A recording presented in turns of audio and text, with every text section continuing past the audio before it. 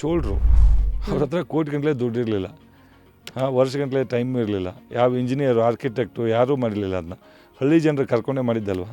ಅದೇ ಕಾನ್ಸೆಪ್ಟಲ್ಲಿ ನಾವೇ ಹೋಗೋಣ ಅಂದ್ಬಿಟ್ಟು ಚೆಕ್ ಮಾಡಿದಾಗ ಅವರು ಈ ಅನ್ವಾಂಟೆಡ್ ಥಿಂಗ್ಸ್ ಏನು ಇರ್ತಾ ಇಲ್ಲ. ಅವರು ಹೂಳು ತೆಗೀರಿ, ಆಮೇಲೆ ಅದನ್ನು ಎತ್ತಿ ಒಡ್ಡಿಗೆ ಹಾಕಿ, ಆಮೇಲೆ ಬರೋ ರಾಜಕೀಯಗಳು ಓಪನ್ ಮಾಡಿ ಹಳ್ಳ ಮಾಡಿಟ್ರೆ ಮಳೆ ಬಂದಾಗ ನೀರು ನಿಲ್ಲುತ್ತೆ.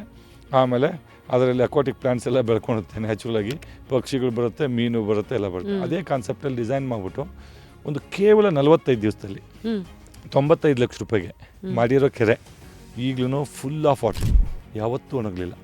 ನೋಡಿ, ಹೋದ ವರ್ಷ ಎಲ್ಲ ಕೆರೆಗಳು ಒಣಗಿದ್ವು, ಕೆಲಸನಲ್ಲಿ ಒಣಗಲಿಲ್ಲ. ಅದರಲ್ಲಿ ಆರಾಮಾಗಿ 8 ಅಡಿ ನೀರಿತ್ತು, ಅಕ್ಕಪಕ್ಕ ಬೋರ್ವೆಲ್ಗಳಲ್ಲಿ ನೀರಿತ್ತು, ಪಕ್ಷಿಗಳು, ಮೀನು. ಆಮೇಲೆ ಒಂದು 18,000 ಯಾವುದೋ ಒಂದು NGO ಜೊತೆಗೆ ನಾವು ಟೈಅಪ್ ಮಾಡ್ಕೊಂಡು ಗಿಡ ಹಾಕಿದ್ವಿ. ಹಣ್ಣು ಹಂಪಲ ಹೂಗಳು ಮೆಡಿಸಿನಲ್ ಪ್ಲಾಂಟ್ ಹಾಕಿದ್ವಿ. ಅವೆಲ್ಲ 1.5 ಅಡಿ ಗಿಡ ಇವತ್ತು ಹತ್ತತ್ರ 25-30 ಅಡಿ ಗಿಡಗಳಾಗಿದ್ದಾವೆ. ಫಸ್ಟ್ ನನ್ನ ನೆಳಲ್ಲಿ ಆ ಗಿಡ ಇರೋದು, ಇವತ್ತು ಆ ಗಿಡದ ನೆಳಲ್ಲಿ ನಾನು ಕೊಡ್ತಾಯಿದ್ದೀನಿ.